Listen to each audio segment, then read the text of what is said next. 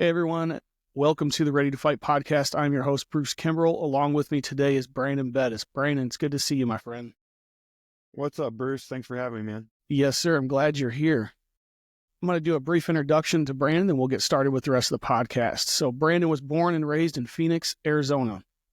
Graduated from Arizona State University with a degree in Justice Studies. You served in the United States Army as an infantry officer. You had a couple deployments to Afghanistan. We'll talk about those later. You served in various leadership roles, including in the 3rd U.S. Infantry Regiment, which is called the Old Guard. After leaving active duty in 2016, you moved back to Arizona, and now you serve as a holistic financial planner and also as a team leader with Mighty Oaks Foundation. And for those that don't know, Mighty Oaks is a Christian-based organization, and we'll talk about a lot of that later as we go along with this. And now you still serve as a major in the Army Reserves. And thanks for your service. You live in Phoenix, Arizona with your wife, Erin, and your 2 daughters, Whitney and Kennedy. Bro, so we got a lot to cover here. So I just want to say thanks right off the bat for you coming here and joining us on this podcast. It's going to be a great time today. Yeah, man. Appreciate it. Like I said, appreciate it. Anytime I can share, an experience that helps someone else, like I'm all about it. So yeah, thanks for doing this. Yes, sir. So Brandon, tell us a little bit. You grew up in Phoenix, Arizona. What was your childhood like? How many siblings did you have? Kind of give us a little background in your childhood. Yeah, so born and raised in Arizona. My parents met in the church. They met in a church, I should say. I'm a middle child. I have 2 sisters, an older sister, a younger sister. Good childhood, very stereotypical. The church that my parents were part of was a very conservative church, so I didn't grow up with TV. Didn't grow up with a lot of worldly influence, if you will. Up until about the age of like 9 or 10, my parents got divorced. And that was, whenever I talk about my childhood, like there's no complaints. Went hunting with my dad, got along with my sisters. Like we just lived in the pool in Arizona. That's all you can do. We lived in our bathing suits in the summer. Like I would literally go to sleep in my bathing suit in the summer. We were just water babies, and we played together. We had fun together. That divorce was kind of a dividing line when it came to my childhood, kind of almost like a before and after, for good and bad. The good part is kind of, it brought us closer together with my mom.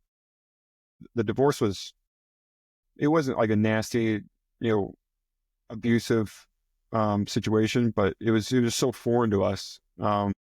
But it was a clear dividing line when it came to, what my life looked like before and after. Either good or bad, we left that church, and a lot of it was, I definitely want to call it struggle. I didn't kind of notice a struggle. Both my parents did a really good job of making sure we weren't affected by the divorce, but divorce is tough on, no matter how good or bad it is. Yeah, it's tough, but for the most part, I actually kind of thrived after the divorce. I got involved in school and sports, and a lot of activities in high school. A lot of I kind of came out of my shell a little bit through those teenage years, a little bit, and for the most part, very good childhood. Love Arizona, love the sunshine. It's kind of foreign to me to, I've shoveled snow once in my life, and I was excited to do it. I was excited. Like we were up in Washington D.C. When I was stationed in the Old Guard. And we had a snowstorm come through, and so I was excited to shovel snow, but I never want to do it again. So it was a good childhood, good parents, good raising, and my dad planned to see for me to go in the military. He was in the Army during Vietnam time frame. He not drafted. He joined the Army. He was only in for about 3 years, but he made E5, and then he joined the Green Berets. He was it was back before the Green Berets were the Green Berets. And so it was almost like a volunteer thing. I kind of joke, like, he wasn't like a real Green Beret, but he still had the Green Beret. It was basically like, who wants to be a Green Beret? And he raised his hand, and they're like, there you go. Congratulations. And so I think he only did like 1 or 2 missions. He was more on the support staff side of it. But as a kid, like, I mean, I idolized him, and I saw his K-bar knife. I guess it's probably not an official K-bar because it was Army, but I played with his web gear and, his TA-50, and that seed got planted in me very early to go kind of follow in his footsteps and be like a super soldier. It's kind of wake-up call later on when I found out that he didn't really do that much stuff. Because I had this image in my mind that he's out there, just wreaking havoc on the enemy. Yeah. I think it was either right before I was going to go to Afghanistan or right after, where he's like, yeah, I did one combat mission. That was it. I was like, what? I thought you were G.I. Joe, man. Like, how you going to, he was very quiet about his military service, but he planted that seed for me to go serve. And so from my earliest memory, all I knew I wanted to do was be in the Army and serve the country. So that was kind of a snapshot of my childhood. No major trauma, no major issues. Very good childhood, early upbringing. Yeah, well, that's awesome. Actually, that leads me right into the next question, because I was going to ask you what drove you to join the Army versus any of the other branches. Well, number one, they're the best, but thank you. Yes, yeah. Yeah, I never pass up a joke to tell a Marine joke and rag on Marines. I respect the heck out of Marines, but it's funny because, like, I mean, growing up, like, if I'd be driving around with my dad and someone did something in traffic, like they did something dumb in traffic, and he would see like a Marine Corps sticker. He's like, oh, of course they're a Marine. They're big dumb idiots. So like he kind of planted like that disdain for Marines like early on. And so when I was looking across the board, like I don't think I ever even considered another branch, just because he planted that seed in me so deeply. I obviously did do my research, and I looked at other branches, but I think at one point when I was joining and leaving, he's like, I'm really proud that you went in the Army. He's like, I would have been proud of you no matter what. He's like, if you would have gone in the Marines, I would have supported you. He's like, I probably would have made fun of you if you went in the Air Force or the Navy, but I still would have supported you. So it's just that rivalry that every veteran knows about. Oh yeah. When I look back on it, if I could have done things differently, I probably would have considered the Marines a little bit more, just because I've seen the effects that the Marine Corps have on Marines. Like the Army just doesn't have that pride that the Marine Corps does. Like they've cracked the nut on how do you have service pride.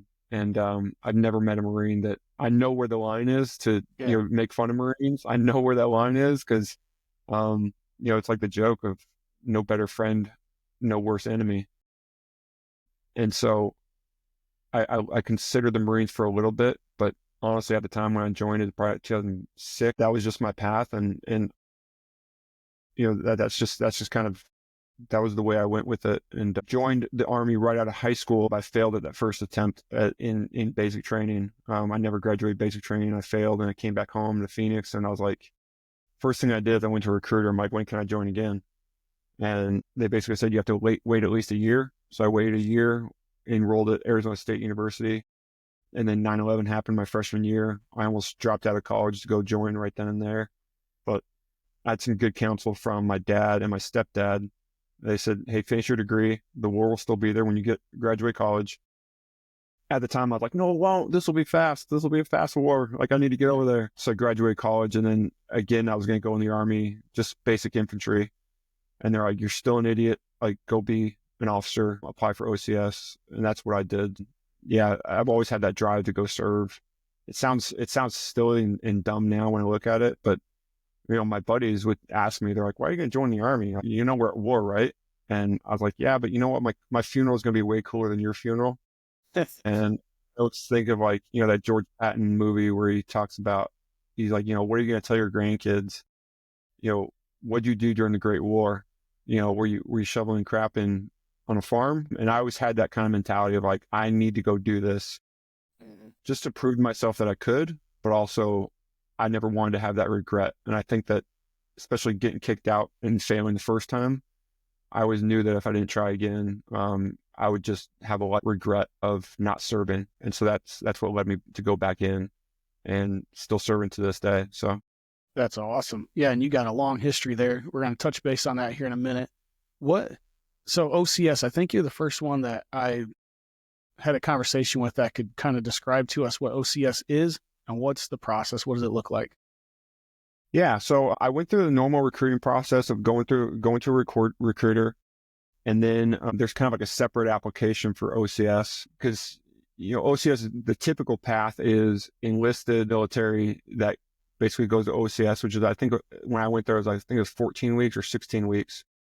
So it's usually a pipeline for NCOs to go get their commission versus the other commissioning sources. And when I was at school at ASU, I went and took ROTC.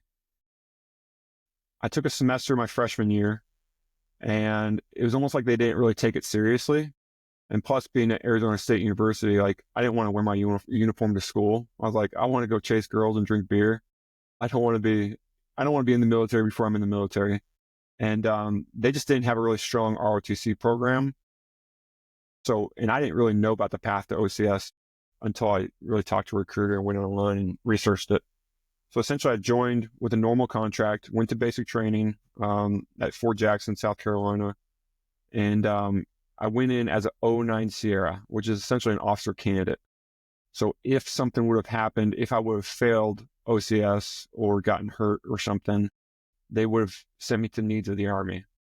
So it was a little bit of a risk joining that traditional path. But I graduated basic training and then went immediately to OCS.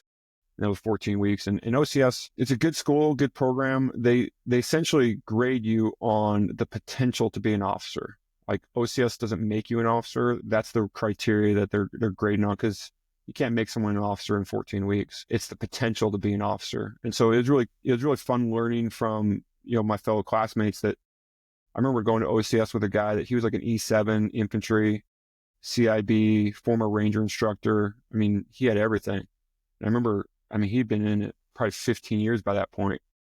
I remember talking to him. I was like, why would you go this path? And his was more financial. He's like, you know what, in 03 retirement pay is a lot better than the E7 retirement pay. So even if I only do 2 years as an officer, I'm going to do this. I got to learn from him, and it's kind of a melting pot of these different experiences and different life experiences. Even from myself, someone who's only been in the Army 6 months, learning and growing and teaching with these other guys. And we're all going through a kind of that leadership academy, if you will, for the potential to be an officer. And then after that, there's additional training afterwards. So it was an interesting path. It was a good path. I don't regret it. But yeah, I always tease like the West Pointers and guys that, they went to these academies and stuff like that. I was like, you know what? I had fun in college, and I got to like enjoy my college experience. And guess what? Today we're the same rank. So who's the idiot now? That's right. It was kind of a fast and furious year or so training, but it was interesting. But there's a little bit of risk that comes involved of going that path. So I think a lot of people don't know about that path. That I think the basic requirement at the time was just a degree. And this was 2005, 2006 it's 2005 when I was applying for it. At the time, they were just desperate for bodies. That was during the surge in Iraq. Kind of interesting, funny story. Like, I actually got a signing bonus, which is rare in the Army. And it's kind of funny. I think it was only like, it was like probably $3,000 or $5,000 or something like that. Nothing significant, but I didn't even know about it. And the recruiter was driving me to MEPS, and he's like, oh, by the way, you're getting a signing bonus. I'm like, cool. And he was actually pissed off. He's like, they don't give officers signing bonuses. And about halfway through basic training, they came back to us. I went to basic training with a couple other guys that were in a similar situation. They're like, hey, by the way, that signing bonus was never approved by Congress, so it's kind of up in the air. And so I remember, like, literally the first or second day of OCS, they brought all the people that applied to into the room. They said, hey, this was never approved, but there's 3 options. You can either get out of the Army right now because there's a breach of contract. Number 2, you can apply this bonus towards student loan debt, and we'll apply towards student loan debt, or you can just hold out and see what happens.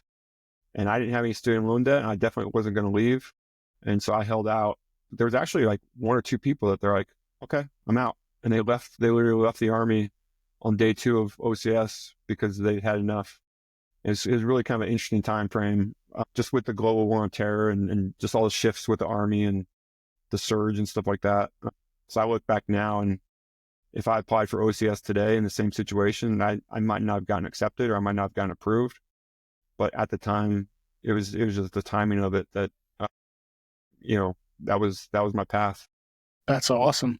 So what follows after OCS? Because OCS, like you said, doesn't make you an officer. So they're grading you, they're evaluating you, they're seeing if you even have the ability to be a leader at that point. And then you go to the next stage. What's the next stage? Yeah. So at the time they had a course because I think traditionally the next stage was you go to officer basic course. So that's when, like during OCS, we would find out what our branch assignment was. That was another reason I chose the Army, is because there's a lot of different options you can go.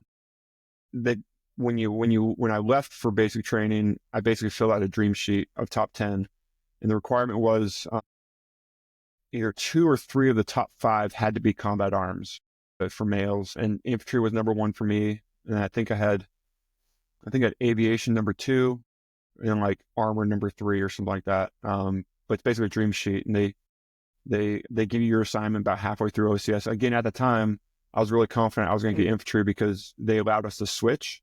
Yeah. So if I would have gotten like logistics and another guy got infantry, we could switch like right away. So I was pretty confident I was going to get infantry. So I got branched infantry. Additionally, they send you straight to your infantry officer basic course. And that one is about the same time frame, kind of like AIT. Yeah.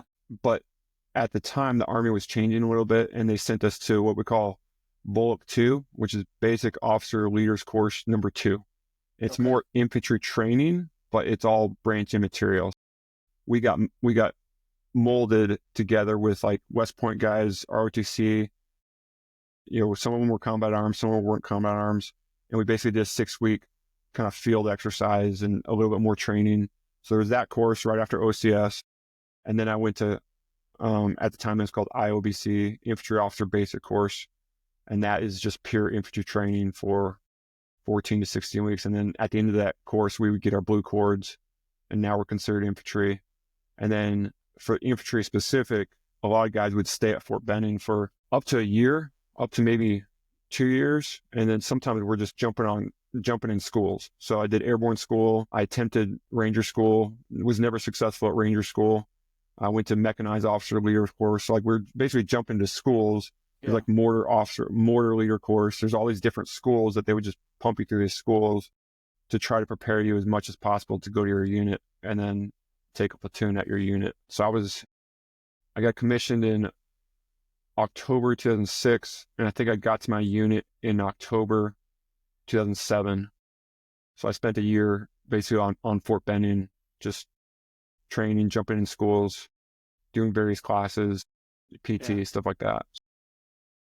What's your that's so I wouldn't say that's what made me an officer, but that's what prepared me to go stand in front of a platoon. So you spent a lot of time on Fort Benning. I did too. What's your thoughts of Fort Benning? Old Fort Benning or new Fort Benning? Old Fort Benning. Yeah, old Fort Benning. Old Fort Benning. I have a love-hate relationship with Old Fort Benning, mostly because that first attempt out of high school, like I was at 30th AG, if you recognize that name. It was like the in process. I basically spent 3 months at 30th AG. So I had this like visceral reaction to Fort Benning of that's my Nineveh. Like I did not like Fort Benning. Yeah. Going back there later, I have a, again, it's still a love-hate relationship with Fort Benning. My second daughter was actually born in Fort Benning. After I got back from Afghanistan, we spent some more time at Fort Benning. So I've been around there, but it was kind of interesting because I got to see the transition from the home of the infantry to the home of the maneuver center. Like I was there during that time. And now I take a lot of pride in the old Fort Benning because when the maneuver center moved there, so for those that don't know, like the Army shut down some bases and they did this combined arms effort. So they moved the armor school to Fort Benning. So the old Fort Benning, when you would show up at the gate, like there was a lot of pride when it came to home of the infantry. Yeah. Like the gate guards would be like, hey, follow me. Like there was a lot of pride, but it felt like that part of it got removed in order to welcome the armor school. So for example, and this is a good example, like they built this really cool archway as you're entering from Columbus, Georgia into Fort Benning. And there used to be nothing there, but they built this really cool archway and they put up the Iron Mike statue on one side and then the cavalry guy, the horse, whoever he is, on the other side. It's really cool, big bronze statues. It's funny, I was there during the construction, and for a long time, the Iron Mike statue, the lights didn't work. So at night, you would just see this stupid horse lit up. And we would always make a joke about like, oh, infantry owns the night. Like we don't need lights. We got NVGs and stuff like that. Yeah. Like it was almost like the infantry got pushed aside to make room for this new cool pet project. And so now, like, I haven't been back to Fort Benning in a while, but it just doesn't feel the same. Like it's kind of like two competing brothers trying to fight for money and fight for pride. And they changed the water towers, and that hurt us. Like, the infantry guys, like, we're like, dude, who do you think you are coming in? I think overall, it'll be good for the military in the long run to have those two forces kind of train together, and then you get the mentality, because it's a sibling rivalry of like armor. Okay, have fun in your stupid little tanks, and then we're gonna go out here and actually fight. But I think you get a little bit of that cross, competitiveness of, it might make the infantry a little better, it might make these guys better. But yeah, like, especially with the name change and stuff like that, like, it's just silly. I personally had no problem with them changing the name of Fort Benning to Fort Moore. Hal Moore is a great hero in history. I had no problem with that. I personally never called it Fort Moore. I had to even just think of what the name was. Mm-hmm. But then when it goes back to changing the name back to Fort Benning, I look at the waste of money that it costs to, change those signs, to change, like, we're trying to save money, and we're fighting over stupid names. And so it's like, I had no problem, like, old school guys calling it Fort Benning and rolling their eyes. And I have no problem with the new generation calling it Fort Moore. Yeah. I try not to get in those debates, but it's just kind of silly.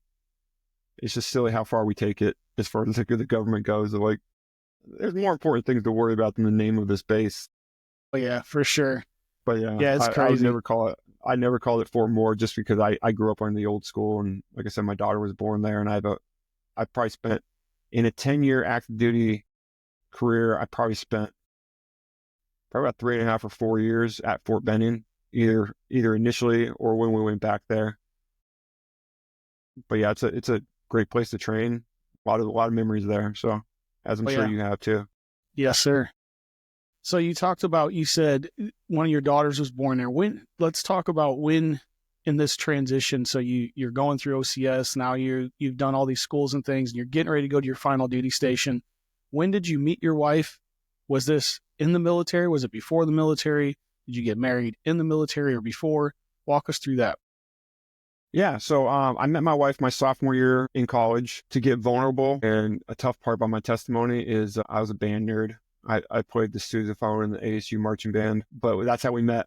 It's actually kind of a cool story how we met. And for all intents and purposes, I joined the band just to drink. Like, it was a big party organization, and I got to go to football games for free. But I was just this dumb college kid. I had an afro. I wore big baggy shorts. I was out there to chase girls and drink. And it was like a 300-person marching band, but it was like a family. I had a lot of friends. I still have a lot of friends from that time in college, and especially ASU is such a big campus. Like, it was cool to become a part of it. And I literally instantly had 300 friends the first day I showed up on campus. And wow. A lot of really good friends from that experience. But it's kind of cool because my sophomore year, my wife had a dream. She was on the flag line. We might have met. We joke about it to this day. Like, we might have met in passing, but I never really knew her. She never really knew me. But one day she had a dream about a man running towards her in a field of wheat, or like we were running through a field, and she woke up and she's like, that was weird. Like, who's this guy? Like, what is? And the next day she saw me at band practice, and she's like, that's the guy from my dream. And she asked her friend, she's like, who is that? And she's like, that's Yeti. You don't know Yeti? Like, everyone knows Yeti. Like, he's at all the parties. Like, I'm 6'6", afro. Like, I kind of stand out. And she's like, you don't know Yeti? And she's like, and her best friend was dating my best friend at the time. And so my wife just started observing me. And to this day, I'm like, you observed me and you saw what you liked? That's insane. Yeah. And so eventually, I was dating someone else at the time. Eventually, our friends kind of hooked us up, in a sense that her friend basically whispered in my ear. She's like, hey, someone's got a crush on you. I was like, well, who's that? And she pointed out my wife, Erin, and she was beautiful. I was like, okay, I'm in.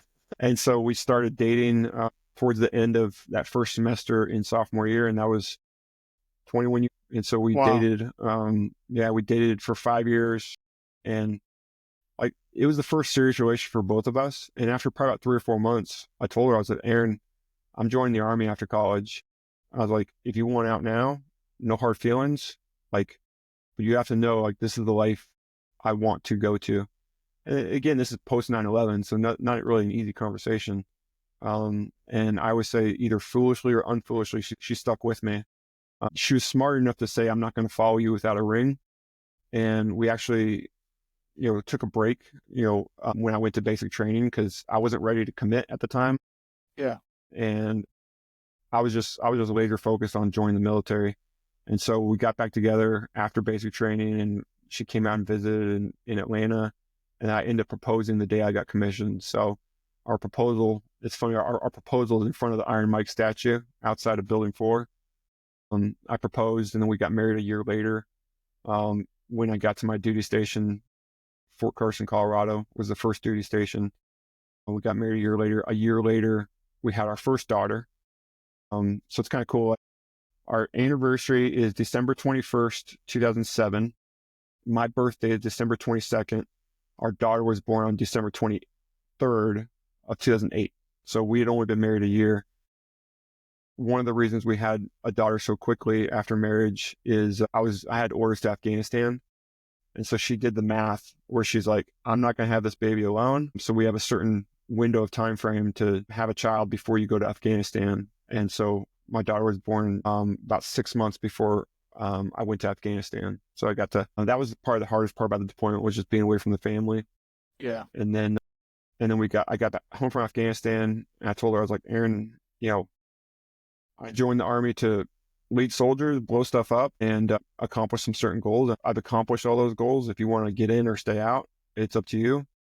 We can get out now, and I'll figure out what to do. And we both decided to stay in for a little bit, and that's when we went back to Fort Benning. And then we had our second daughter at Fort Benning, and I got some stability, some stabilization, so that I could actually be around my daughter for the first year or so, on my second daughter. And then we bounced around to a couple other different bases. And after 10 years of quite a bit of moving and bouncing around, I basically looked at her and said, hey, Erin, you followed me for 10 years. I'll follow you wherever you want to go. Where do you want to go? And she said, let's go back home to Phoenix, Arizona. She's a native as well, which is pretty rare for both of us being natives. Yeah. And so we've been here ever since. Wow. We've been married 16 or 17 years, somewhere around there. 2007, whatever that is. Yeah. That's awesome. It's been a journey. So she's been along the ride. She's seen everything. I put her through a lot during that active duty time frame. By the time we moved back home to Arizona in 2016, I had 10 years active duty. My daughter was 8, and she had already moved 5 times. Like, she moved across the Mississippi like 4 times.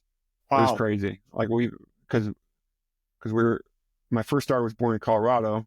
When I went to Afghanistan, we moved her down to Arizona. Then they moved back up to Colorado when I came home. We moved over to Fort Benning, Georgia, moved over to Fort Bliss, Texas, and then up to Fort Joint Base Henderson Hall in Virginia. And then we moved back to Phoenix. So that was a lot to pack in in 10 years of military service. Yeah. Plus the deployments in between there too, man. That's a lot of. Yeah. Just one deployment, but yeah, like that was really tough. I mean, like, you got to think what I put my wife through for that. Like, she was living down in Phoenix, so she was around family, but she was pretty cut off. Didn't have a big support system down in Phoenix, and then she was cut off from the military support. And she was raising, like I said, my daughter was probably about 6 months old when I left. And by the time I got home, she was walking and talking. And but my wife went through it with just, and worried about me. Like, I was in the Korengal Valley in Afghanistan, like one of the worst places you could be. So she went through a lot. I imagine, like, the late nights of trying to console a crying baby with your husband over there. So it was a lot. So I want to talk about. Yeah. I don't think any spouse is ready for that, even if they think that they know what it's going to be like. I mean, it's. I mean, even like little things. Even little things of, like, the first time she ever left Arizona. I mean, she'd been to California, she'd been on vacation and stuff, but the first time she left Arizona was, like, I brought her up to Fort Carson, Colorado, and she's never driven in snow. She's never, I mean, just that experience alone. I mean, to this day, she hates the cold. I don't like the cold either, but I mean, I pulled her out of Arizona in like November to move. I'm like, all right, welcome home. Like this is our new home. And we were living in a small little apartment at the time.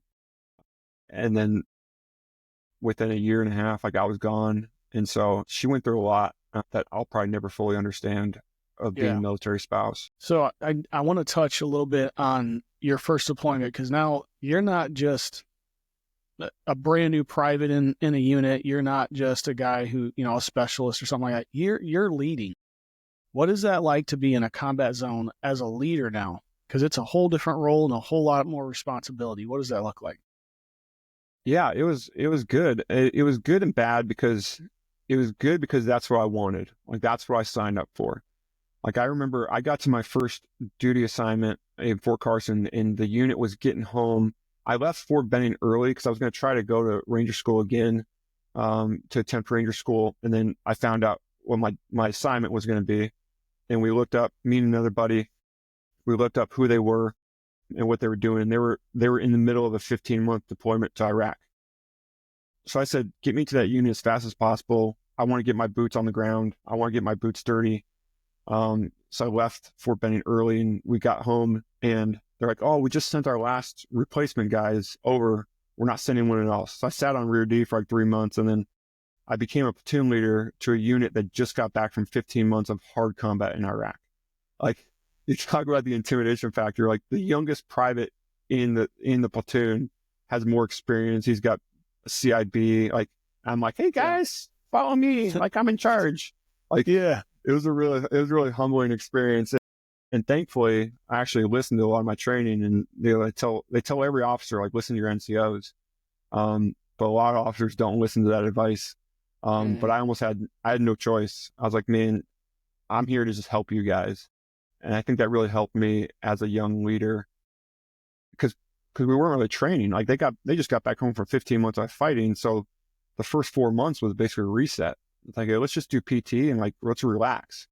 So it was great for me just to kind of absorb and learn from them. And we didn't really go into hard training. We did EIB training, which was probably the most significant thing I did as a platoon leader. But I was only a platoon leader for about a year, a little over a year. And then I moved to a different company and I became the executive officer of Bravo Company, 2nd Battalion, 12th Infantry Regiment. And then we got orders to Afghanistan. And then once the orders came out, our company was picked to go to the Korengal Valley. And at the time, 2009, the Korengal was starting to become famous. The 2 units before us, they're the ones that filmed that Restrepo documentary.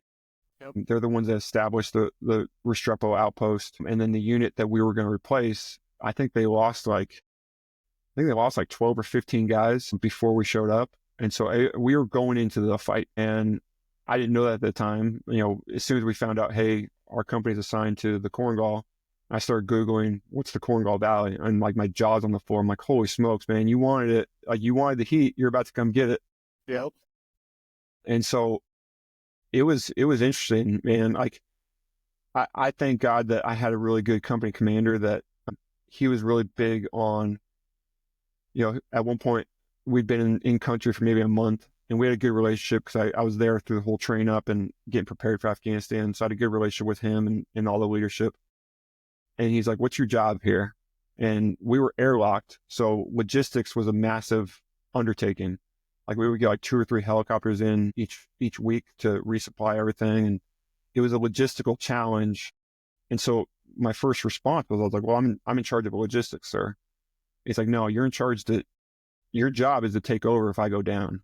And so he gave me a lot of leeway to expand and have that mentality of you need to be prepared to step up and lead this company at the literal tip of the spear when it comes to the brigade, battalion, company mission. Like you need to be prepared for that. And that was very intimidating, but thankfully we had some really good platoon leaders. We had really good NCOs, like really seasoned NCOs. So my job was pretty easy, but trying to figure out where's my role fit. Because as the executive officer, it's always a joke, like the XO is like the extra officer. Like you don't really have it's really an odd position, but that was probably the best position for me because I could focus in different areas. And the command team, myself, the commander, and the first sergeant, we had a really good relationship of kind of good cop, bad cop, and we played it really well, where I could come in and blow someone up, and I had full permission to do it, versus if the commander or the first sergeant blew someone up, like I'd be the guy to come along and be like, hey man, it's okay, it's not that bad.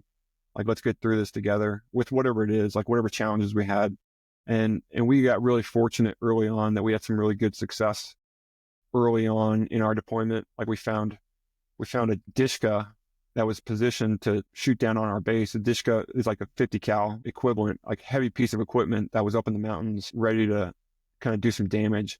We actually found two within a week of each other in the same spot. And so I think that really helped us be successful because we were really active, we were really aggressive. We were a lot more aggressive than the unit before us, just because they got hammered pretty good, so they took their foot off the gas. But yeah, the Korengal I joke it's like the Super Bowl of deployments. There's a lot of guys that go their entire career that, they might not ever deploy, or they might never see heavy combat. Yeah.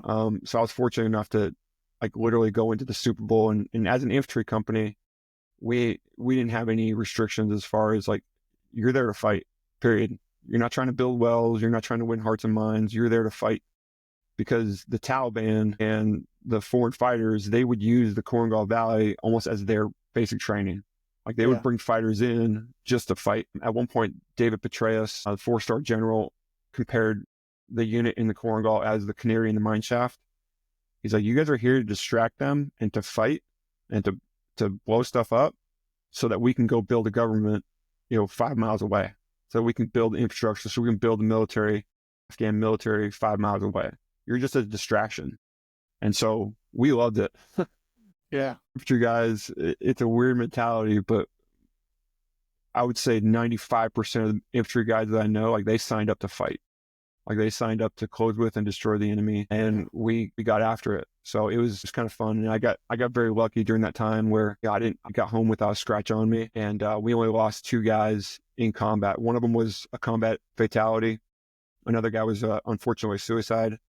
And then we had some other injuries and other casualties, but for the most part, we got really lucky compared to other units that were in that same area in different times. It's just timing. It's weird. Warfare is, warfare is a game of inches sometimes. Yep. And then we get to spend the rest of our lives trying to figure out why. Yes. But we were very fortunate on that and successful in that deployment. Moving past that now, so now you're back home. How much time do you have left from getting back from this deployment till your transition in 2016? So I got home in 2010. Again, I kind of looked at my wife and, young family, like my daughter, when I got home, she was about 18 months old, and I'd only spent maybe 4 or 5 months around her. And so my primary focus was like, I need to figure out who this kid is. Like pictures and videos, and I missed her first steps, I missed her first words, I missed so much of her early childhood. And so my first priority was establishing that relationship with her. And I kind of forgot it at the time, like, I was still kind of a newlywed. My wife and I, like, yes, I've known her for 6 years, 7 years at that point, but we never really had that newlywed time, so we didn't have that foundation. So I remember distinctly, like, having the conversation with her one night. We're sitting in Colorado, and I said, okay, Erin, like, I'm good leaving now. Like, I don't owe the Army any more time. I can get out right now. The problem is I have no idea what I want to be when I grow up, but I'll figure it out. I was like, here's the option. If we stay in the Army, and it's a 5-year decision, because if I PCS to Fort Benning, which that's the career path for infantry guys or officers in general. Now you got to go to the captain's career course. I came back home from Afghanistan as a captain. I got promoted to captain in country. If I move, I owe the Army at least 1 year. Well, if I move and go to this school, the school is 6 months. The captain's career course is 6 months. And then if I graduate the captain's career course, then I need to move again to go compete for company command. So that's another year. So you're talking 2.5 years minimum at that point. And then if I take command, that's at least a year. So I told her, I said, if we stay in, it's a 5-year commitment, and we need to be prepared to, move forward the next 5 years. And so we agreed to stay in. And that's the path we took. Went to Fort Benning, had the second child, did the captain's career course, moved to Fort Bliss, Texas to go take company command at Fort Bliss, Texas. And then my goal, one of my big goals in the Army that I never thought would be possible would be to serve in the Old Guard. And the Old Guard is a ceremonial unit up in DC. For some reason, maybe it's the marching band nerd in me. Like I've always geeked out over that precision and the attention to detail. And that was always my dream to go up there. Again, I never thought it'd be possible because I didn't have a Ranger tab. I wasn't like a super stud officer. Again, life has a funny way of working itself out, and God has a plan. And my brigade commander, the only way I was able to get in the Old Guard was my brigade commander was General George. He's currently the chief of staff of the Army. At the time, I knew him from the deployment. We stayed in touch. And I emailed him for a letter of recommendation for the Old Guard. And he did one better. He basically called the regimental commander and said, "Hey, take Brandon." And wow. And so I got to go to the Old Guard, and I was not qualified to this day. Like I was the only infantry officer. I was the only officer in that unit. It's a regiment, so a little bit smaller than a brigade. It's like basically just 2 battalions, so a smaller unit. I was the only officer without a Ranger tab, which, I mean, that's a no-go. Like, yeah, like the infantry world and the infantry officers, like if you don't have a Ranger tab, like you might as well be like a private. And so I showed up there basically unprepared. I worked on staff up there, which was good and bad because I got to be around all the ceremonies, and I got to be around the really cool experiences that they do up there and the missions. But I was behind the scenes. Like I was the guy pushing out orders, and I had to kind of fight to prove my worth up there. And then that was 2016, right before the inauguration of President Trump, the first one. And I decided to leave and get out of the Army, just because at that time, now the Army's starting to draw down. They're starting to look for guys to kick out. And again, I didn't have a massive good resume. I would say I was a little bit above average when it came to being an officer, but like on paper, like I looked like the worst thing ever. Whatever. I say that with humility, but like, I mean, truly, like I didn't have all the cool badges. I didn't have fantastic OERs. I was just kind of skating by. So, that was my last assignment. And I was like, all right, and I also had that fear from my previous experience of getting kicked out. I was like, I had such a fear of being kicked out for some reason, because when I went into 2016, there was like a surge. Well, they were starting to look for people. They were looking for reasons to kick people out at the time. I was like, I don't want to give them a reason for whatever it is. I don't want to give them a reason. And so I left active duty in 2016. And there was a big part about having stability for the family. Yeah. I looked up, I was like, I don't want to spend, this great time in the Old Guard, like one of the premier units in the Army. Like it's pretty much the Old Guard and the Rangers. Like those are the two like really premier units that are hard to get into. I was like, I don't want to leave the Old Guard and go be an instructor at JRTC or NTC. Like that'd be miserable. Yeah. I'm like, I know how the Army works by now. Like they're going to find a way to screw you over. Yeah. So that's when I left active duty. So your time from the time you joined the military until you're getting ready to transition and leave, what was your personal life like? What was, you're newly married, you've got by this time 2 kids. What type of personal struggles and stuff are you dealing with? Yeah. So typical marriage struggles, like nothing violent, nothing bad. Like we had a pretty stable home, but a lot of the chaos in my home was kind of that disconnect between my wife and I, because I was out here living my dream. I was doing everything. I was very selfish, and I was like, all right, time to go to Texas, time to go here. Like, and I would kind of blame it on the Army and be like, oh, the Army's making me do it. But I remember we were living in Fort Benning at the time, and we actually lived in Alabama, Fort Mitchell, Alabama, which is right outside the gate of Fort Benning. Mm-hmm. Like kind of middle of nowhere, pretty rural. And I failed to realize, like, I'm going to work every day and enjoying my life and doing everything I want to do. And my wife's over here with, a 3-year-old and a newborn, and living in the middle of nowhere. And so that started to create that separation within our marriage of, just typical marriage fights. And, I was stupid and stubborn at the time. And, my wife, she's like, this sucks. I hate it. I miss Arizona. I miss my family. I miss everything. Like, this place sucks. I'm like, Erin, you agreed. Like, 5 years. Like, we're only in year 3 of the 5-year plan. Like, Yeah. like I always had this mentality of like, well, this is the plan. Like, why aren't you following the plan? And so we had just kind of typical marriage problems. And I truly believe like there's a lot of times that we're still together just almost out of stubbornness from both of us, of just being, kind of that stubborn. We're just going to fight this out. But we were on the brink quite a few times of everything kind of falling apart. But yeah, it's those struggles of raising a young family. And, there's times where I'd be excited because I'm coming home at 6:00 and I'm like, look how great of a husband I am. I'm home at 6:00. But yeah, I would just go home and just sit on the couch and really be passive and not be super active when it came to, helping her out and leading the family the way I should have been. Yeah. And just there was a lot of selfishness, a lot of pride, all just kind of flying by the seat of your pants.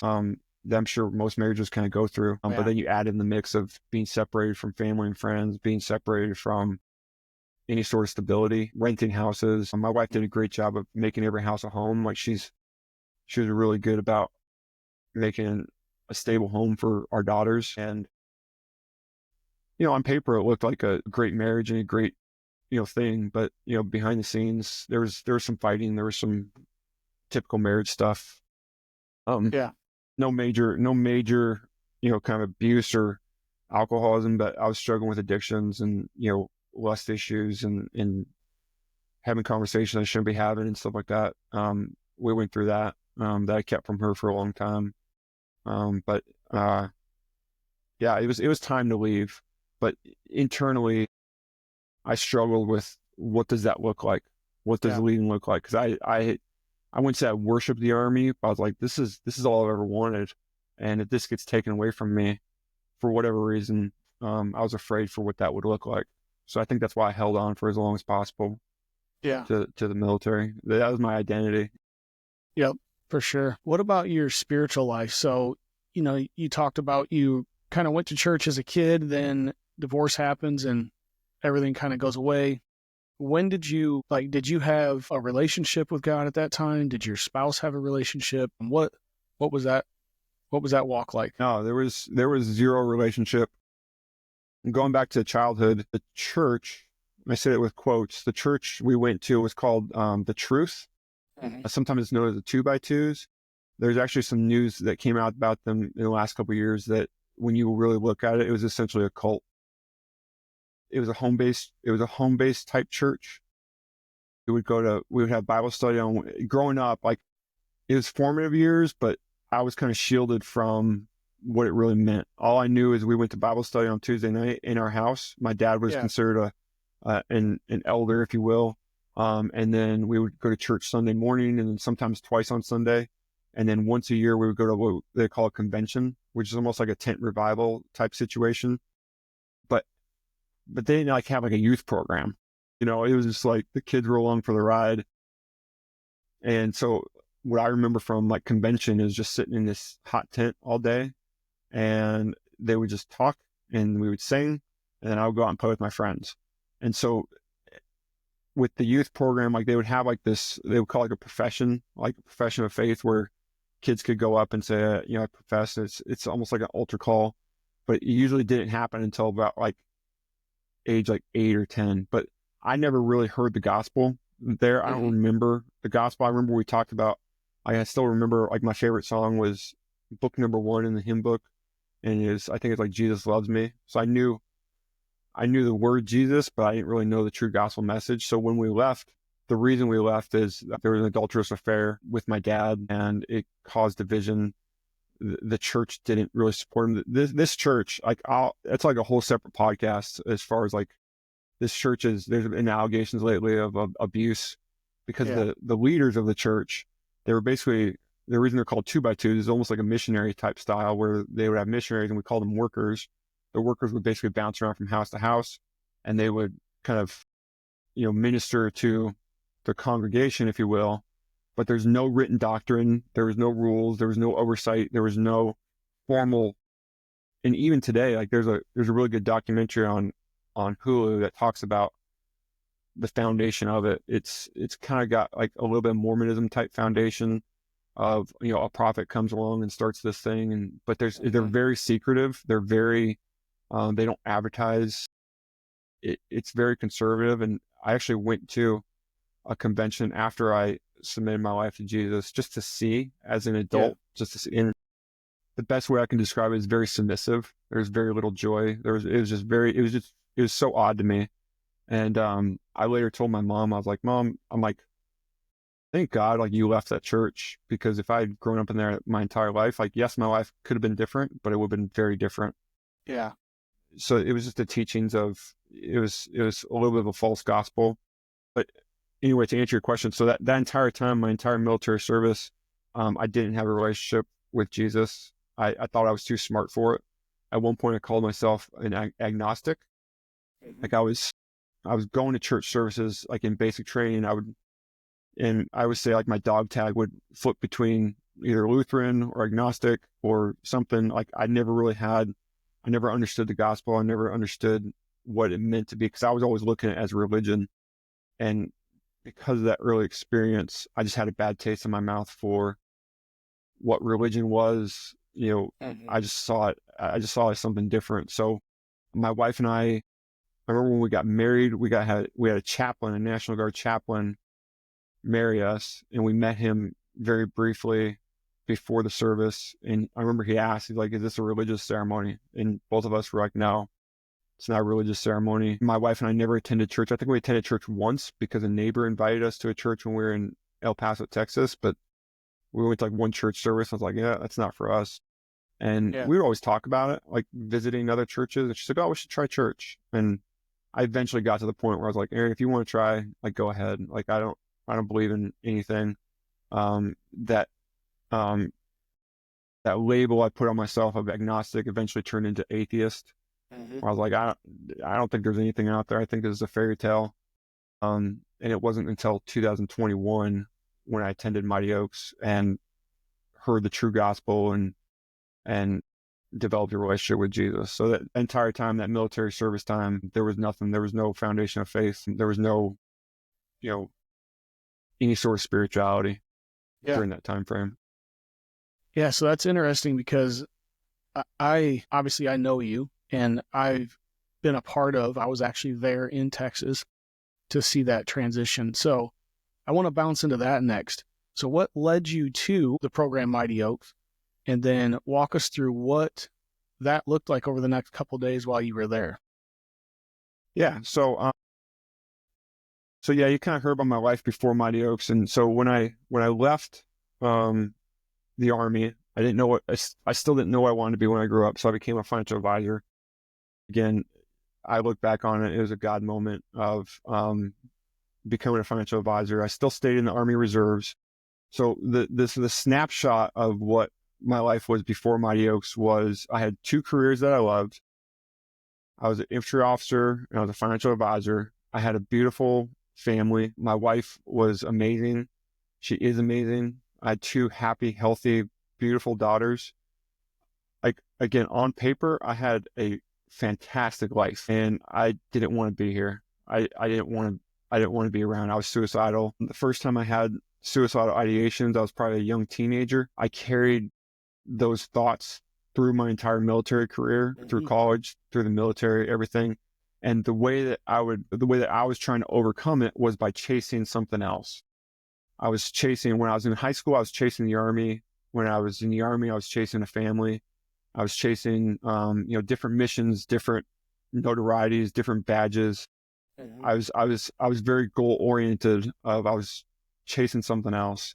When I left the military, I got scared because the one thing that I thought was going to make me happy and get these thoughts to go away was being taken away from me, by choice. I got a small tattoo of my daughter's names on my right bicep right when I was leaving active duty, because I knew that the day that I was holding a gun to my head, it would be the last thing I would see, and it might stop me from pulling the trigger. And then when I became a financial advisor, I started chasing worldly things. I started chasing money. I started chasing the next client. And eventually I got to the point where I'd accomplished everything. I'd accomplished all my goals. And I started getting scared because in my mind, there was nothing holding me back from taking my life. because all my goals had been, there was no other goals after that. So this was around 2021. And I started really investing in mental health. I started investing in, why are these thoughts happening? Because I have an awesome life. I don't want to kill myself on Monday, but I might want to kill myself on Tuesday. And I couldn't. So I was going to VA. I was doing therapy. I went down to Mexico to do psilocybin because I heard there's good effects on psilocybin. And I could never really pinpoint why. Like, I didn't have childhood trauma. I didn't have massive like combat trauma. I didn't have a reason why. And so in the spring of 2021, My Yoke sent me an email. To this day, I have no idea how I first heard about the program, but I submitted an application in 2016 when I was leaving the Army. For whatever reason, I never attended a program. I never attended a session. And so they reached out to me in 2021, almost as like, just, they had a database. Yeah. And they said, hey, at one point you filled out an application, but you never attended a program. Are you interested in going? And again, at the time, I was looking for any sort of solution. So I was like, yeah, sure, I'll go. Asked about the details. They said, hey, we'll fly you out. We'll pay for your plane ticket. You just got to commit to the week. I was like, okay. So that Monday, I was about to fly out on Monday for Ohio. And on Friday, I went to the website. I was like, what's Mighty Oaks? I have no idea what this program is. I just know they work with veterans. And the first thing I saw was faith-based. And I got scared. My heart dropped. I was like, man, like, I'm about to go hang out with a bunch of Bible thumpers. Like, this isn't going to work. Like, this isn't going to work. Like, use my seat for someone else. And I sent an email to Brandon Bettis, and I called, like, one of the team leaders, that the only phone number I could find, like, trying to back out. And I was basically, I'm like, I didn't know that this was it. I'll pay you back for the plane ticket. Like, I'm sorry for wasting your time. Like, this isn't for me. And they talked me off the ledge. They're like, hey, we might be able to teach you a thing or two. Just come and listen. And I think if they hadn't paid for my plane ticket, I would have not shown up. There's no way. Like, if this program was like across town and all I had to do was show up, I probably wouldn't have gone. But I almost felt like an obligation that I didn't want to take from a charity. And so I showed up, and I was honest about my faith and where my faith was. I wasn't hostile. I don't think I was hostile, but I basically said, I was like, yeah, I don't believe in the Bible. I don't believe in God. And that carried me through the entire week. I participated. I listened to the gospel. I listened to the classes. I participated in the small groups. But I remember when I gave my testimony on Tuesday, and I talked about, this is who I am. This is why I'm here. Like, another student asked, he's like, are you still an atheist? And I kind of paused for a second. I was like, yeah, I am. Like, I don't believe in a God. I don't believe in the word. The best way I could describe it was, faith was kind of like a crock pot. Someone described faith as a crock pot, not like a microwave. Mm-hmm. And I said, I believe in all the ingredients in the crock pot. I believe in the meat and the potatoes and the vegetables. And I believe in what's in what the Bible says about being better.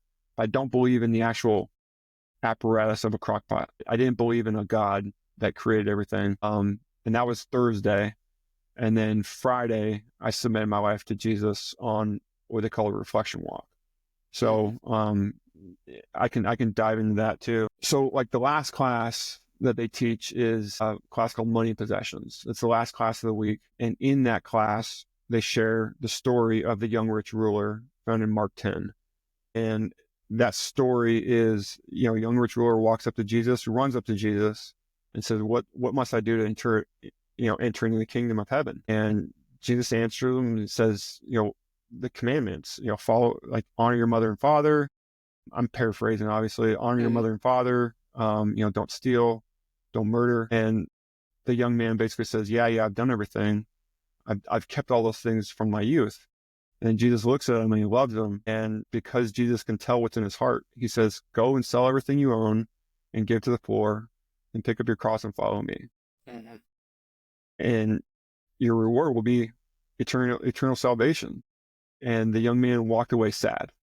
Well, when they shared that scripture, and then the team leader that was teaching the class, he asked a question that changed my life. He said, if Jesus asked, would you sell everything? Would you give everything up for him? When I sat in that class, it felt like I was the only one in the room. And I had an earthly net worth of about $2.1 million. And so when he asked that question, my answer was no. It's like, no. Like this is mine. Like I earned this. This is my money. I mean, this is my stuff. But things started to stir. Things started to stir in my heart. And after that, we went on what's called a reflection walk. And I was like, all right, there's something going on here. I need to figure this out. I start walking up this road in the middle of, it's in Ohio, so kind of a rural area, beautiful. It's on a lake. Off to the left, there's a body of water. And off to the right, there's kind of a thicket of trees. In my mind, I'm going to go left. It's kind of a false summit. And they told us to stay off this country road because cars drive down that road pretty fast. So, okay, just be careful. Don't go too far. So in my mind, I'm going left. As I start to get to the top of the hill, top of the road, there's a little path off to the right. This whole time I'm kind of talking and praying. And I'm like, what's going on here? When I see that path, I'm like, something's telling me to go right. Maybe this is a sign from God that I need to go to the right. Got a little bit of hope, start walking up that hill. As I get to the top of the hill, that little path is actually a utility kind of cut out to a power box. So it was essentially a dead end. And I stood there in the middle of that road and just cried. I just cried my face off. I joke that, officers aren't really good at land nav, but it's like I was lost at that point. Like I was broken and I was pissed. I was pissed because, I've been trying the VA. I've been trying, psilocybin. I've been trying all these things to fill this hole in my heart. I just spent a week at Jesus boot camp. Like that didn't work either. And I was afraid to go home because I was like, nothing's working. Like nothing is working to get these thoughts out of my head. Like I'm out of options. And so I sat down there and continued to pray. And we had a list of jogging questions about our life and our legacy. That's the only thing I had on me. I didn't have my phone. I didn't have anything. I was looking at that and there was no questions that were kind of helping me out. And eventually I went back to that question of, would you give up everything? Would you sell everything for Jesus? And again, my answer was no.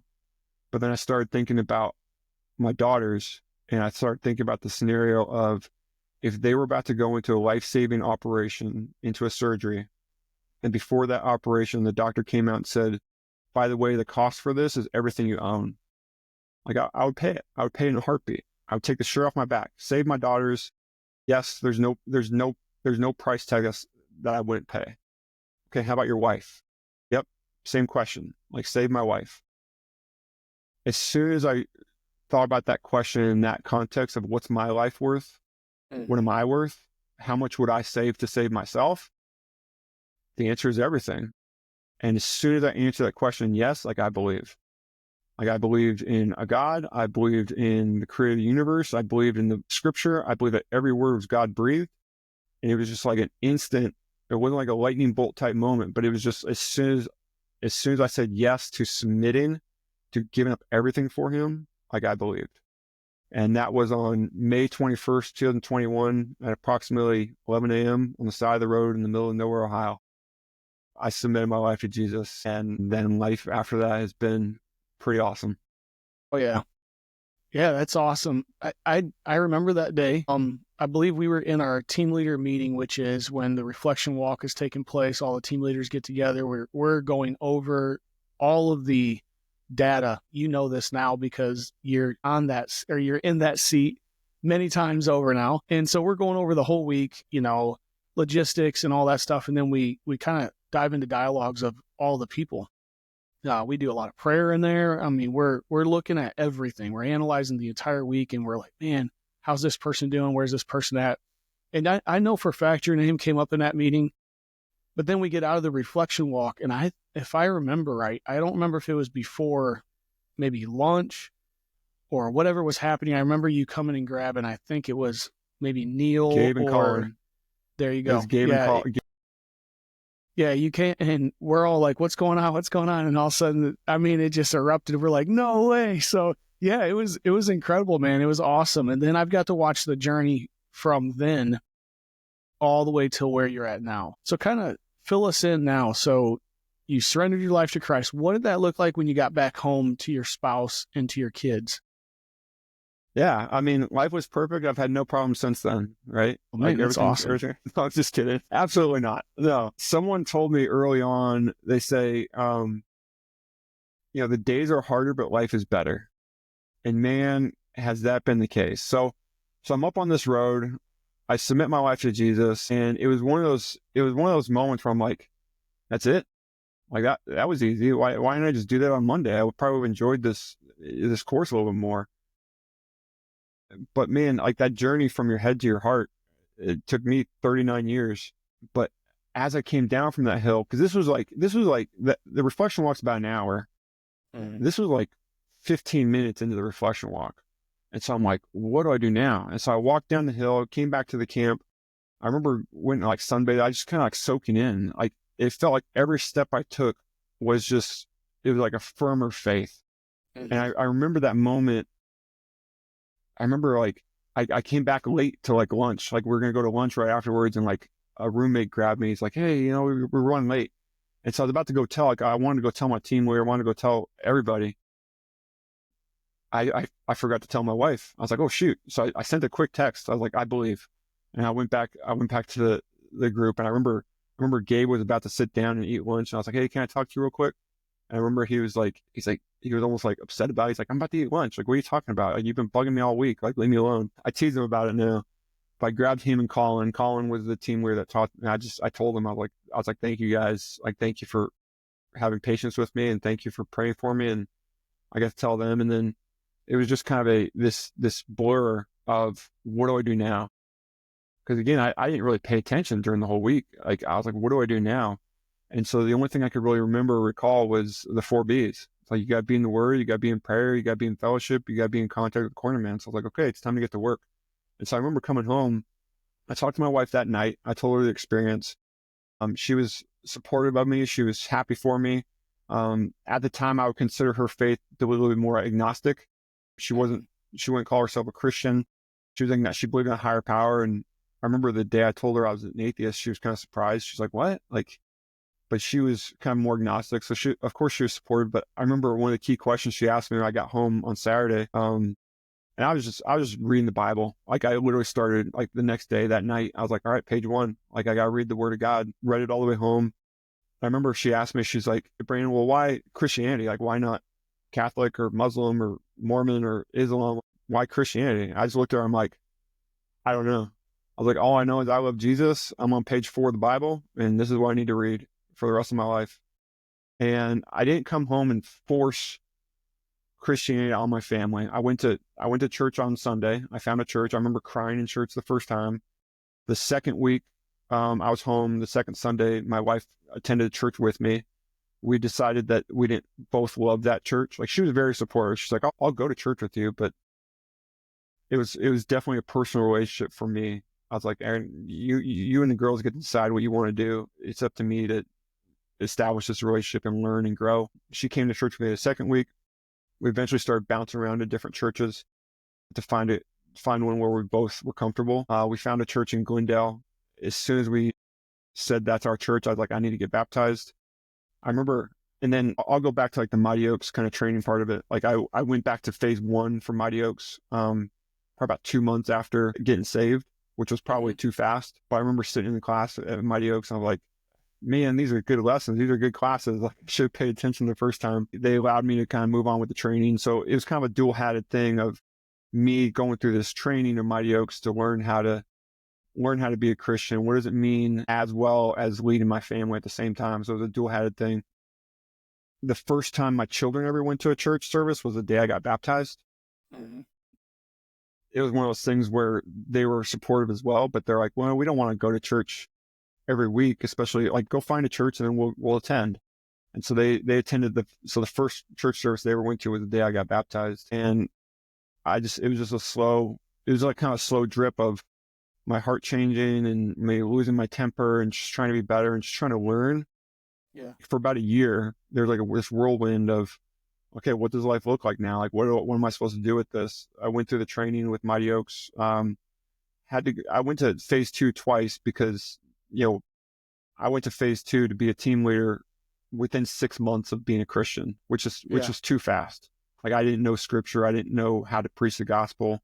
The first time, Mighty Oaks quizzed me on what's the gospel, I was like, I don't know. I'm not good. I don't know how to describe this. So I had to go through that formal training process of how to share the faith and share the gospel message.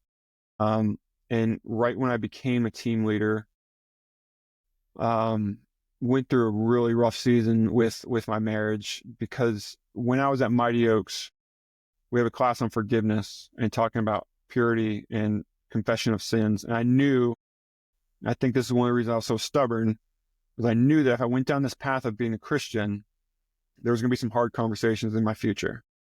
And that included confessing sins to my wife about, what I'd done in the marriage, which was not honoring her. And that conversation happened right after I became a team leader. It was an odd time, because I felt like I was still wearing a mask of, I'm pretending to be this good, honorable man, and I have this secret that I haven't exposed to the light yet. And a lot of it was, I was trying to find, I didn't have good Christian brothers in my corner yet to help walk me through that. Yeah. I remember the worst piece of advice I ever got from a Christian brother was, if she doesn't know, you take it to your grave. Like, God forgives you. Don't do it again, but you don't need to confess those sins. And that didn't feel right. That didn't sit right with me. But eventually I got some good Christian brothers that they're like, you can't wait. It's never going to be easy. It's never going to be fun. There's no good time to confess sins. You just have to do it. And so that's what I did. I confessed sins to my wife. That was a blow, which we're thankfully, thank God, we've kind of come through it. But it's one of those things that is, I would go back to Afghanistan in a heartbeat not to have that conversation. Yeah. But I had to take responsibility for what I'd done. And that's what I did. She did the appropriate thing of kicking me out for about 2 weeks.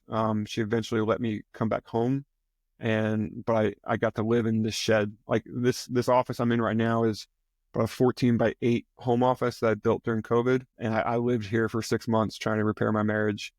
But God is so good. And when I first confessed, she didn't want to hear about God. She didn't want to hear about the devil. She didn't want to hear about church. She was still at that point in her faith where she was attending church, but she hadn't fully submitted. And, she was convinced that I was brainwashed. She's like, oh, the church is making you do this. Like, the church is telling you to do this. It was a tough time. But in that season, she felt the love of Jesus in her pain, and she submitted her life to Jesus. And so 3 months after my confession, she got baptized. And then she turned around and she baptized our youngest daughter with me. And then a year later, our oldest daughter got baptized. Wow. So, yeah. So within about 2 years, they all got saved. They all have a relationship with Jesus now. My wife and I we went through a lot of ups and downs when it came to saving the marriage. And we're pretty solid footing now. But it's all because of the 4 B's. It's all because of what Jesus has done for us. It's all because of going all in, and leaning on him to walk us through that. Man, that's awesome.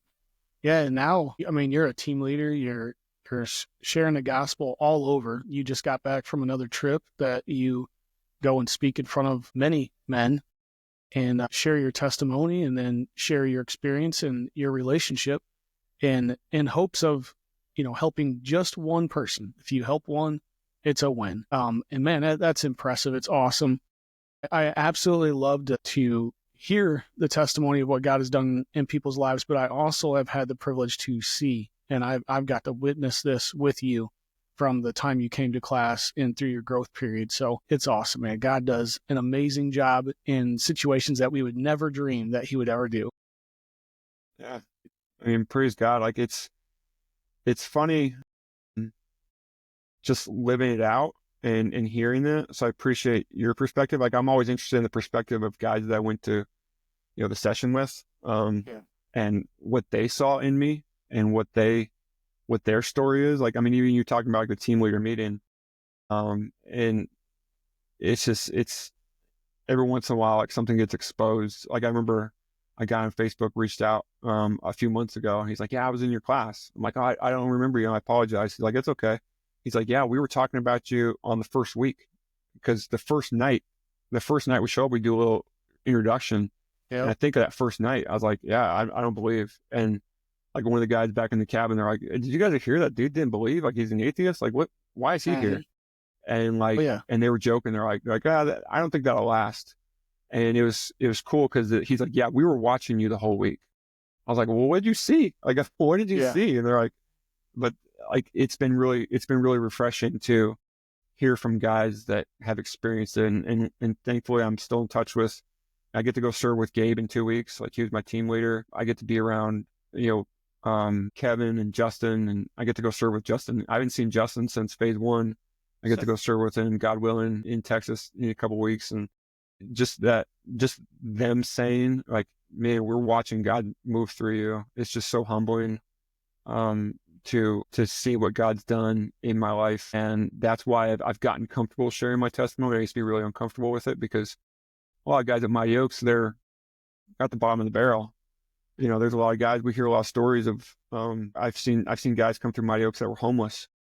Yeah. And here I am talking about, like, oh yeah, I was a multimillionaire. I felt a lot of guilt and shame of, like, these are my problems. Because I always imagined them sitting there in their head like, dude, quit complaining. Yeah. But like, I've done 20 sessions at Mighty Oaks, about 20 sessions, and only 2 of those sessions I haven't taught money and possessions. I teach money and possessions, and I love going up there and be like, guys, money will not solve these problems. Success will not solve these problems. And hopefully my testimony can resonate with someone differently, in the sense of, like, there's nothing else. There's no other. I'm telling you, I had it all. I had everything that you're praying for. I had it all, and I still wanted to take my life. And that's hopefully that's the message that I can impart with somebody of, there is nothing else. Without God in the center, you will always be chasing something else. Yeah, it's incredible. I mean, it's so funny in a sense now looking back on it, because I remember the icebreakers. We're all sitting by the ping pong tables, the staff. We get introduced up front, then we get done, we move over to the side. And the icebreakers is the first time where we put a face to a name of the students that we're going to have. And the icebreaker is nothing more for us to take a little bit of notes to say, hey, this person served in this branch, this person did this. Sometimes we do make contact prior to the session starting, but we're sitting there and we're listening, and you stand up and you were bold. You were like, no, pretty much I didn't almost come here. I think, if I'm not mistaken, I think you did call Justin on the phone, and Justin talked you out of bailing on the session. And he's like, bro, there's room for you here. Like, it doesn't matter whether you're atheist, agnostic, doesn't matter what your walk is, there's room for you here. And, you listened, you showed up, and we got to watch that whole transition unfold. It was awesome. So yeah, I always wish there could have been like a documentary crew, like, following me around, because I mean, it was a very clear line in the sand of, like, that reflection walk, like, just that walk, like, everything else before that was a blur. Like, I remember having 1 or 2 little conversations. I remember little bits and pieces about my experience as a student. There was a couple guys that would, like, I wasn't fighting anybody, but I just remember the conversations where it was never hostile. And I think that's what I expected. I think I expected to get beat over the head, but it was very gentle, like, just, hey, there was a question here and there. And I talked to Gabe later on, and especially knowing what happens at a session now, I always wonder, I'm like, why didn't you guys, like, pull me to the side and, like, try to, like, corner me and, like, try to, like talk me through anything? And Gabe said the best. He's like, you were there, you were participating, you weren't unruly, you weren't rude about it, you weren't a jerk. We trusted in the Holy Spirit enough that the Holy Spirit's going to do what the Holy Spirit's going to do. Yeah. Like, our job is to share the gospel and to love on you and to be there to answer any questions. But for the most part, like, you were participating. You didn't check out. And so there was no reason to corner you. I mean, even the mentor there, his role is to kind of do one-on-one sometimes, and, kind of take it another step level. And I mean, even the mentor, I think he had one conversation with me, and he asked me a simple question, presented a simple scenario, and then walked away. And so I always wish I would have absorbed more of that before and after, because the after is so clear and the after is so powerful. I remember that part. So maybe it's a good thing that I don't remember how dumb and stubborn I was. I was joking now. I'm like, I wasn't really an atheist. I was just a moron, because, if you look at the textbook definition of an atheist, it's someone who's actually studied all the world religions and then come to a definitive conclusion there is no God. I didn't even go that far. I skimmed the Bible before that. Yeah. I didn't study anything. I was just a big dumb idiot. But thank God in his timing, and thank God in, the men that he put in my life to just kind of plant those seeds and then sit back and watch and let me finally get to the point of surrender, full surrender. Oh, yeah. So we're going to wrap this up, but do you have one final message? If there was somebody out there maybe in the same situation you are in, or, dealing with anything, what words of encouragement could you give to anyone listening today? Yeah, so I'm gonna address probably just two demographics. So like if you're eligible to go to Mighty Oaks, I would say go to Mighty Oaks. I can't promise the same experience. I can't promise my sales pitch for Mighty Oaks. Whenever I share about Mighty Oaks, either publicly or even privately, I say, here's my sales pitch. Worst case scenario, it's a free vacation to a beautiful location with really good food and some really good fellowship. Like all the guys that attend there, they're pretty good dudes. That's the worst case scenario. The best case scenario is one step closer to Jesus and possibly eternal salvation. If you're in a situation like I was, where you didn't have a belief, you were not saved. That's my sales pitch for anyone who's eligible for Mighty Oaks. Anyone who's not eligible for Mighty Oaks, because Mighty Oaks is a program for veterans and first responders and their families. Anyone who's not eligible, I would encourage them to just continue to ask questions and to study and to find that person that has faith, a strong faith, and can share, and ask questions. Ask the hard questions. Ask them all your questions of why the Bible, why Christianity, why Jesus, and absorb and take that time to sit in those questions and surrender. That's truly what I look at when I talk to anybody. I feel like I didn't accept Jesus Christ. Like Jesus Christ wasn't applying for a job. Like I submitted everything to him. Yeah. And so for anybody, veteran, first responder, anyone, it's usually because we're holding on to something, whatever that something is, whether it's an addiction or whether it's pride or whether it's, a false God, like you're holding on to something. And I just encourage people just to release that and see what happens. Just release that and go all in, and truly submit to Jesus Christ and God and go all in. Ask the hard questions and get that mentorship. Yeah, for sure. Yeah, the Bible says to cast your cares on him because he cares for you. There's no reason to hold on to those. And there's one place you can go and get rid of them, and that's giving them all to him, and that's that surrender process. 100%. Man, 100%. Brandon, it was awesome to have you here, man. It was a pleasure to have you on this podcast. It's a pleasure to have you as a friend and a colleague. I mean, Same, brother. I just appreciate you, and I appreciate all that you're doing. And still not just doing it through Mighty Oaks, you do it on your own as well. So you're a great asset. So I appreciate that. But praise God. Thanks, brother. Thanks for having me. Yes, sir. Everyone, thank you for watching the Ready to Fight podcast. Don't forget to like, subscribe, and hit that bell to always know when another podcast is dropping. We appreciate you following me on this journey. And stay tuned because there's so many more coming. And don't forget, never give up. Always keep in the fight. Remember to always keep God at the center of everything you do. And until next time, thank you all for watching.